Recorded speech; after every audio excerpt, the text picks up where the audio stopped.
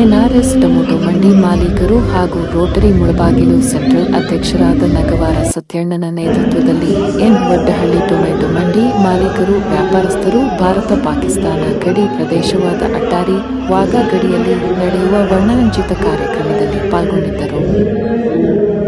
ನಗವಾರ ಸತ್ಯಣ್ಣ ಮಾತನಾಡಿ, ಅಟ್ಟಾರಿ ವಾಘಾ ಗಡಿಯಲ್ಲಿ ನಡೆಯುವ ಸಮಾರಂಭವು ಭಾರತದ ಭದ್ರತಾ ಪಡೆಗಳು ಮತ್ತು ಪಾಕಿಸ್ತಾನ ಪಡೆಗಳು ಜಂಟಿಯಾಗಿ ಅನುಸರಿಸುತ್ತಿರುವ ದೈನಂದಿನ ಸಮಾರಂಭವಾಗಿದೆ.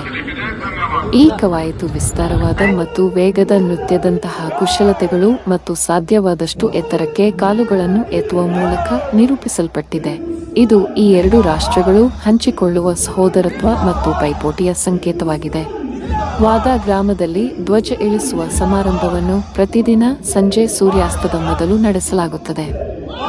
ಗಡಿ ಕಾವಲುಗಾರರು ಜೋರಾಗಿ ಕಿರುಚಾಟದ ರೂಪದಲ್ಲಿ ಎರಡು ಕಡೆಯಿಂದ ಯುದ್ಧದ ಕರೆಗಳೊಂದಿಗೆ ಸಮಾರಂಭವು ಪ್ರಾರಂಭವಾಗುತ್ತದೆ.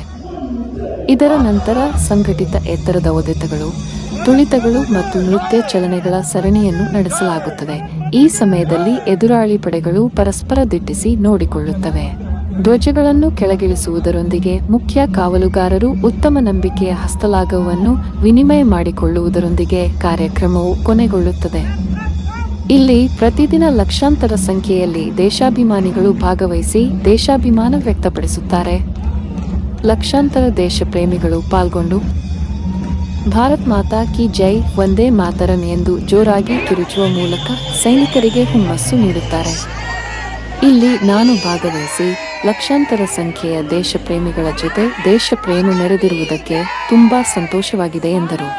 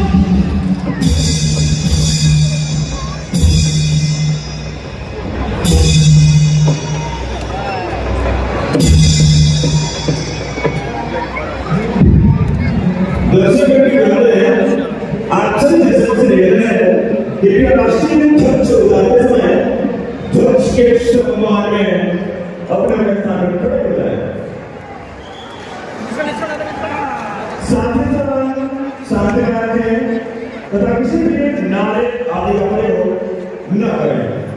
वो इधर से जो बंदे हैं उनसे कह रहे हैं कृपया राष्ट्रीय ध्वज को चेहरे अब मेरे साथ 3 बार हिंदुस्तान जिंदाबाद के नारे लगाएंगे।